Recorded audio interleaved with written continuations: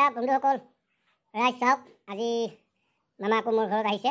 খুব ভাল লাগিছে মামাই মই নিজে মাতিছিলোঁ সিদিনাখন ফোন কৰিছিলোঁ কিন্তু মামাক ফোনত মই পোৱা নাই মামাৰ ফোনটো বন্ধ আছিলে যি কি নহওক বেচেৰা আকৌ আজি আহিছে মোৰ কাৰণে এইটো সৌভাগ্যৰ কথা মোৰ ইনভাৰ্টাৰখিনি অলপ প্ৰব্লেম হৈ আছিল তাৰ কাৰণে মামাক মই মাতি ইনভাৰ্টাৰখিনি ঠিক কৰি ল'লোঁ একচুৱেলি মামা ইলেক্ট্ৰিকৰ কামখিনিও জানে যদি আপোনাৰ লগত প্ৰয়োজন হয় মামাক মাতিব পাৰে কিন্তু মামাৰ মনত এটা দুখ মোক মাজে মাজে মামাক কৈ থাকে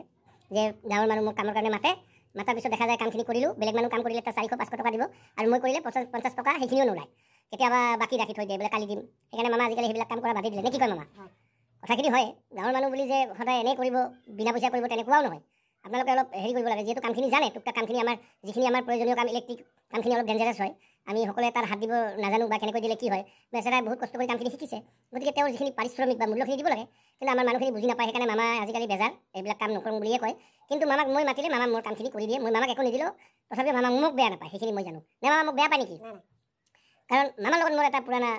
খাতিৰ আছে এটা মোৰ পুৰণা খাতিৰদাৰী বন্ধুত্ব এটা আছে মই আগত ভিডিঅ'টো কৈছোঁ যে হয়তো আমি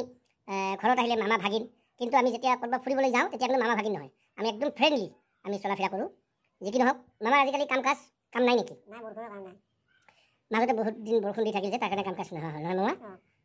এনে এতিয়া তেনেহ'লে খোৱা লোৱা কি ধৰণে চলি আছে এতিয়া কিবা এটা কৰি আছোঁ আৰু উপায়টো নাই গতিকে কাম থাকিলে বহি নাথাকিবা কামখিনি যদি কোনোবাকে পোৱা যায় কিবা কৰি হ'লেও কামখিনি কৰিলে নিজৰ পেটৰ এটা খৰচ আছে গতিকে কামখিনি কৰি থাকিলে হ'ল কাৰণ এতিয়া ঘৰ সংসাৰ হ'ল আপোনাৰ এতিয়া আৰু আগৰ নিচিনা আপুনি বৰলা হৈ থকা নাই এতিয়া যিহেতু আপুনি বিবাহিত আপোনাৰ মিছেছ আছে পৰিয়াল এটা আছে এনেই মামীৰ ভালে আছে না যি কি নহওক যিহেতু মামী নতুন আহিছে মামীৰো অলপ খা খবৰ যত্ন ল'ব সেইখিনি মোৰো আপোনাৰ ওপৰত নহয় আপোনাক এটা মই পৰামৰ্শ দিলোঁ মামা যিহেতু যি কি নহওক মামা কামখিনি ক্ষতি নকৰিব যদি কাম আহে কামখিনি কৰিব দেই